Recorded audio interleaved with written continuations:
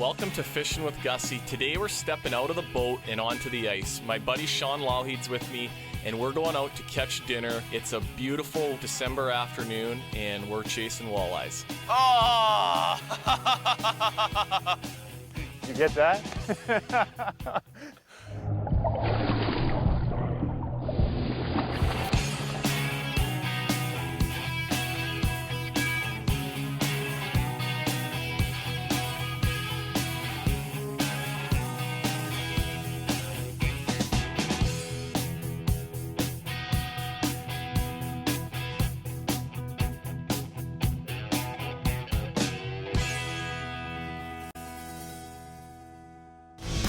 Fishing with Gussy is proudly sponsored by and uses Shimano rods and reels. Visit fish.shimano.com for more information. There we go, we're hooked up. I don't think it's a big one, but first one of the day. Little walleye. Nice. Early winter, and weather's beautiful. As you can see, I'm not wearing any gloves. And we're right around 0 degrees. It's pretty nice.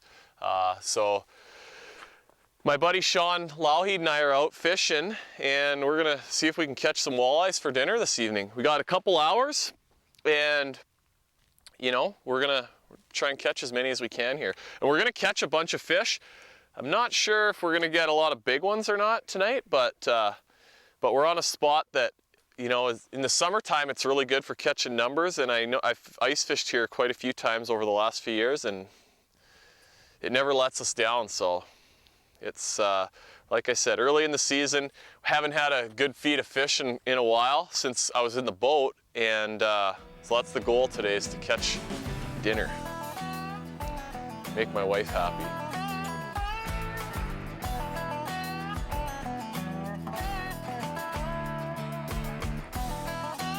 Oh, he came off.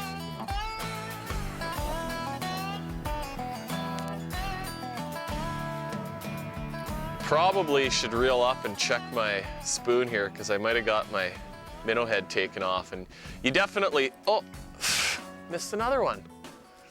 We don't want to have this happening again. It's happened before. Not good. But you definitely want to have a little bit of meat on your spoon when you're ice fishing. And you can see I got my other buckshot spoon right here, and we use a minnow head on them. And a lot of people, when around Lake of the Woods, the jig and minnow is kind of everybody's standard for what they fish with, and they catch a lot of fish, definitely. But these spoons sometimes they work a little bit better. Just something I like being able to use one, and you know, you can, when you're using it with a flasher, you can watch it on the screen and figure out, you know, what kind of action do the fish want. Do they want you to shake it? Do they want you to really rip it? Just hold it still? And they're just fun to fish with, but you definitely want to have that little bit of meat. You can see we just break the heads off the minnow and put them on there. If you put a whole minnow on this thing, the package gets to be too big, and it's not going to have a lot of nice action. But if you just have that head on there, it kind of flutters around and moves around, and the spoon still has some nice action and is able to kind of wobble around a little bit too. But I'm going to reel this one up because I bet you there's no minnow left on it. Oh, no, I got lucky. It's still there. Okay, well, we're going back down with it. Get this guy. Two really good hits too. They were really pretty aggressive and came on and whacked it. So that's what we want to see. So when I get it down there, I like to, you know, really kind of shake it pretty hard and move it pretty hard. When you're using braided line, you don't really have to, you know, do too much jigging. Like, you don't want to be doing this. That's too much. You just want to just shake it an inch or two, and that, with the braid especially, it has no stretch in it, so that's going to really magnify the movements of the spoon down there. And you don't have to give it too much. It's more just some move it, but not too aggressively. And then I'll jig these holes for, you know, as you can see, we've got a whole pile of holes drilled around out on this. It's just a big extended point off of this island. And we'll just, if I don't, you know, see a fish or hook a fish in 3 or 4 minutes, I'll just move on to the next hole and keep kind of looking for biters. And Sean and I are both fishing out off the deep edge of this thing in the farthest out holes that we have right now. And, you know, it's about 2 hours before dark. So we've got about 2 hours here. And as we get, you know, in an hour or so, as it starts to get a little closer to the end of the day, these things are going to start moving up, you know, kind of up onto the flat on top of the point. So right now we're fishing in about 35 feet of water, and we're going to be up in that 28, 30 feet, you know, towards the end of our day here. Need a hand? Nice one, buddy. So Jeff was explaining the setup there today. I hadn't used these, hasn't used the setup before. I've always just been on a jig and a minnow, and certainly it's a little more subtle.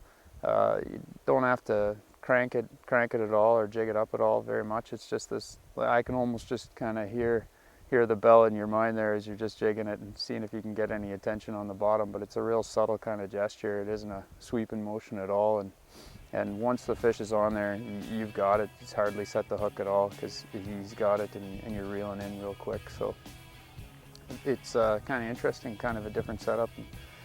Eager to catch some more fish on it today and see where it goes. These little spoons really catch fish. We're gonna keep catching them after the break.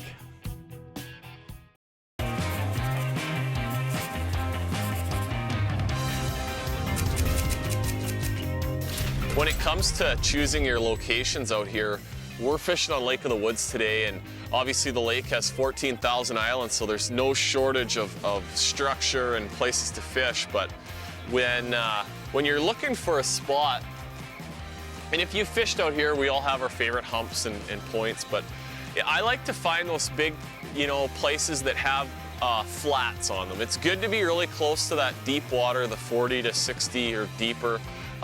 But the sharp drop-offs usually aren't as good as you know, a nice 20 to 30 foot flat. And that's where like those big schools of fish can kind of congregate a little bit more. So if you're looking for new spots and you're, you know, it's 10 feet here and it's 50 feet, you know, just 20 feet behind you, those usually aren't as good. They like to be around that stuff, but you want to find those nice flats in that 20 to 35 feet of water, and that's where you're going to catch the most numbers, and those are usually the best spots. Sort of summer or winter, but particularly in the winter.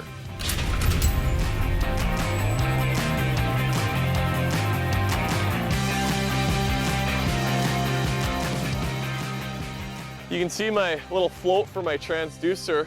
It's gonna, you know, there's not a lot of ice, so this thing's gonna move up and stop right there, and that's just, you know, hangs the transducer down below the hole. But you can see this one's pretty beat up. I've got a little black cat at home that is violent with any kind of foam things like this, and I've taped it up, and this thing will get in my garage, and I don't know why, but he hates it, and you can see it's all tore up. Well, it's from my cat, so not very nice.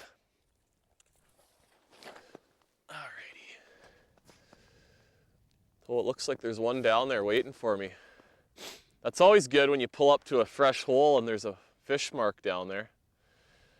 Usually what happens though, you get your spoon about halfway down and then the thing disappears. That's exactly what's happening right now, but hopefully I can get it down there and shake this thing around a little bit and get his attention and get him back. Got him.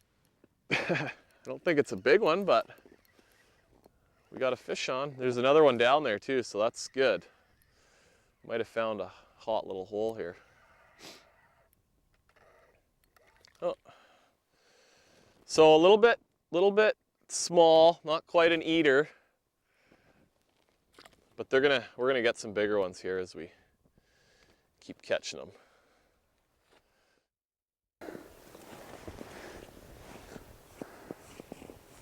Well, looks like we did all right there with that little buckshot again. I have the little purple one on, and it's a real subtle action, and I just kind of just picture it making a lot of noise down there, and I was just jigging it just ever so slightly, and not a big hit at all, but once it's on there, you don't really have to set it much. It kind of catches itself, so that worked out pretty well. That's a nice fish there. Pretty happy about that.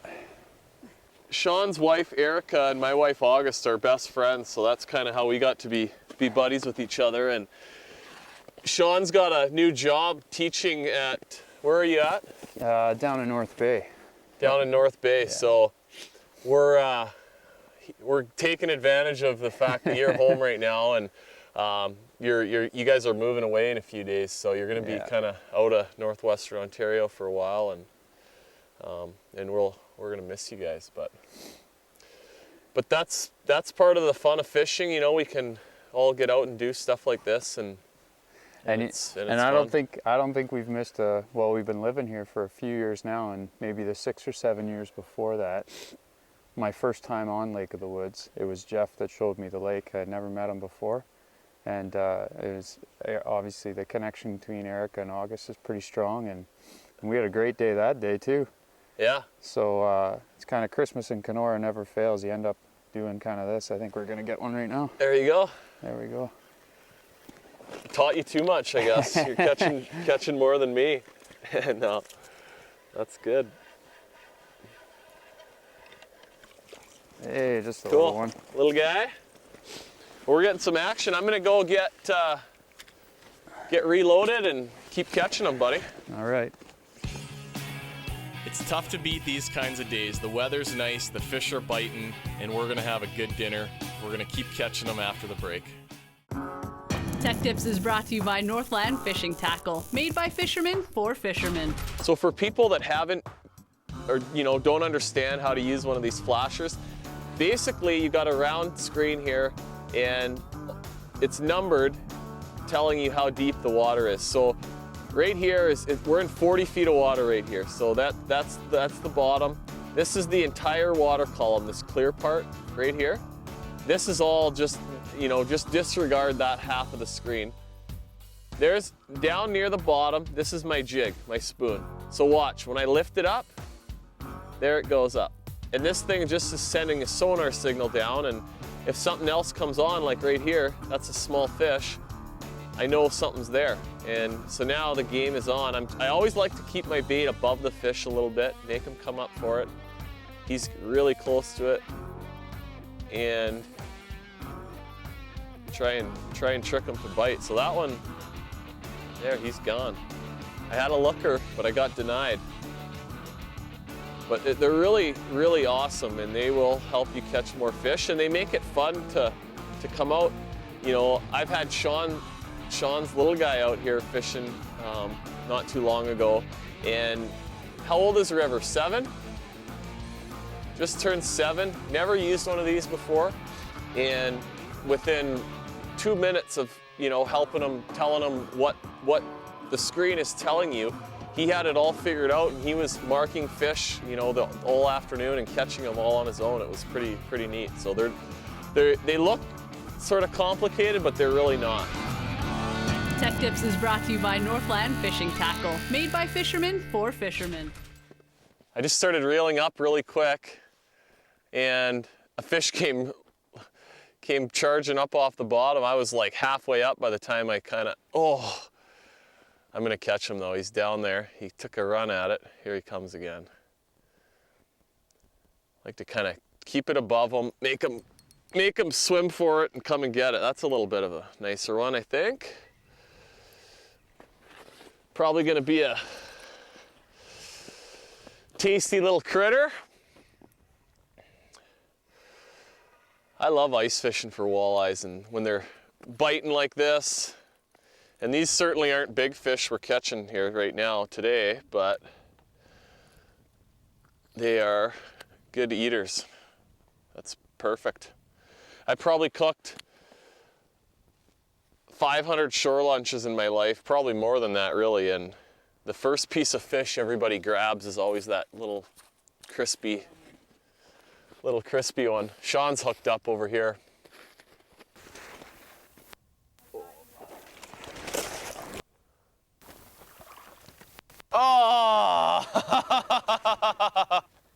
you get that? That was a nice one. Man, he just got a lucky flop, head first back down the hole, huh? Did you get a pretty good soaker? Oh yeah. That's the kind of guys that I want to go fishing with, man, that are willing to put their arm down the hole up to their shoulder to try and get that fish that flipped off when he pulled it on the ice. That's awesome. I love it. Speaking of having your hand down a fishing hole, we're always worried about losing our wedding ring, especially within the first kind of 10 years of our marriage. But both Erica and Gus suggest that if we happen to lose a wedding ring for a good fish, then it might be okay, it might be worth the story. So I notice now it's starting to slide a little bit, but don't worry, honey, if it goes down there, I'll do everything I can to dive down and get it. It reminds me of a story last year. We were fishing and we weren't having much luck all day, but we did catch one at the end of the day, and sure enough, right to the hole and broke the line. Probably my fault. Came back the next day, caught the same fish, and when we opened it up, we found the jig from the day before in there. So I kind of think that if the same thing happens to the wedding ring, it might turn up the next day. We'll see. Marriage is still strong.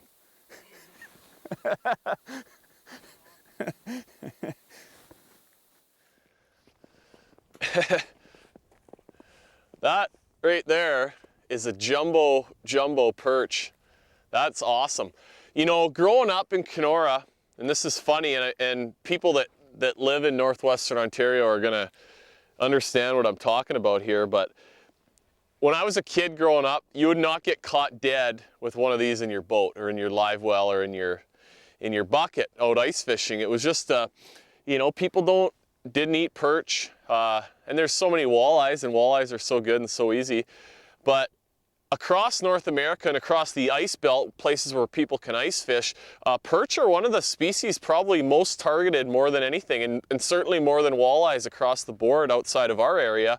And they're really good to eat, and they're actually pretty nice looking fish. You can see the nice orange fins on that one. That's a big one.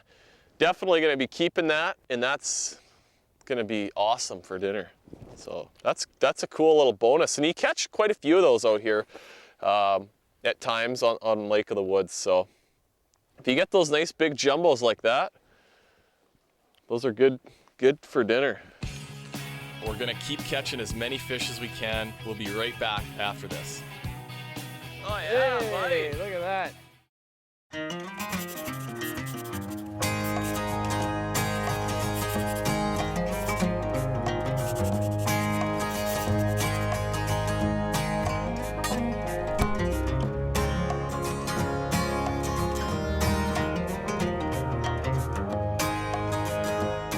My oldest, when we were living out west, we were catching crab in a little boat, and he used to fold up the way you fold up the legs and hold the shell together like this, and then you find a sharp edge of the rock, and he'd always say, you know, thank you for dinner, now smash them, Dada. And then we'd smash them and rip one way and the other way, and the legs come off and lots of meat. So no, it's good to start the kids early and get them thankful for what they're eating, but show them how it's done. Lots of good time out here.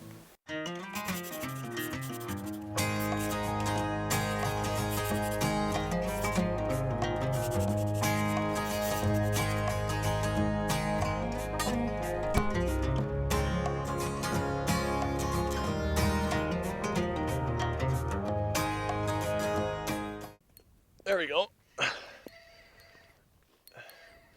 That was another, I just moved holes and dropped down, and it was just immediately fish on. This one feels like it's a nice eater. The ones we've been getting so far have been a little bit small, but yeah, that one will do. That was on the buckshot. I've just been sort of switching up baits, but yeah, that's a perfect little eater. Nice fish. Okay, so I lost my minnow head on that. I need to go, I've still got one. It's kind of beat up here on the little sliver spoon, but I'm gonna drop that down there. And actually, when I set the hook on that one and I had it up about 10 feet off the bottom, there was actually another fish on the screen following this one. So he had a buddy down there too, so I'm gonna get back down there as fast as possible and see if I can catch that one as well. Okay. Back down to the bottom. Yeah, here it comes. Another one down there.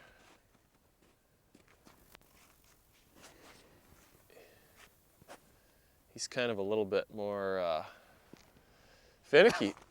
There it is. It's a little one, that's why. Really little.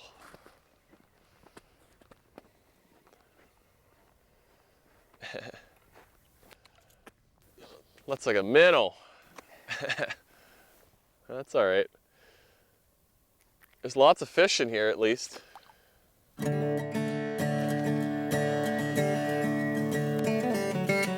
Sweet, buddy. That's a little nicer, huh? Look at that, eh? Yeah, that's cool. That's on that little tungsten sliver spoon. Look at that. You weren't even hooked inside the mouth here, right on the lip. Those little hooks sticking pretty good, but yeah, that's sweet, man. Good job. Every time I go fishing with this guy, he always catches the biggest fish, so looks like you're keeping that that little roll going so far. Look at that, eh? So how long's that been? That's probably like a 22 or 23 incher. It was taking some drag, but you know, the setup's just pretty solid, so I didn't really realize it was, oh yeah, there's some drag coming out there. Yeah. Well, when you set the hook, it looked pretty good, and then I said, oh, is it a good one? And he said, no, because I mean, we're catching a pile of fish out here, but most of them are, you know, a little smaller throwbacks, and no, that's a beauty. Well, let's let that one go. That's a little bigger. Yeah. Because we've got a bunch of nice little eaters, and we'll carry on. Get that flasher, it's a good one. It's taking drag. Yeah? Oh, I don't want to lose this one. Come on! Oh yeah, hey, buddy. Look at that. Sweet. Same thing, right on the end. I think I'm on the wrong side of this point. You're getting all the big ones Look at over here. That's awesome, buddy. What a hoot. Yeah, that's sweet. You don't get much prettier than that. You gotta like when they're good actors for us too. Keep their dorsal fin up nice like that. That's a lot of fun. That Cool. was just on this purple one again. Well, that's one of the new UV buckshot spoons, and yeah, a little bit of purple on there, but it's pretty subtle color, and they like it. Yeah. Well, that makes number 8. That's So, it, eh? yeah, All we right got our on. 4 each, and we're gonna be eating good. Well, thanks very much. Okay, This buddy. was such a yeah. hoot. Yeah. Yeah, that's awesome. Thanks for on. coming out this afternoon. There you go, pal. Giving us a little wave. Sweet. That's great. Fishing with Gussy proudly uses and is sponsored by Jackal Lures.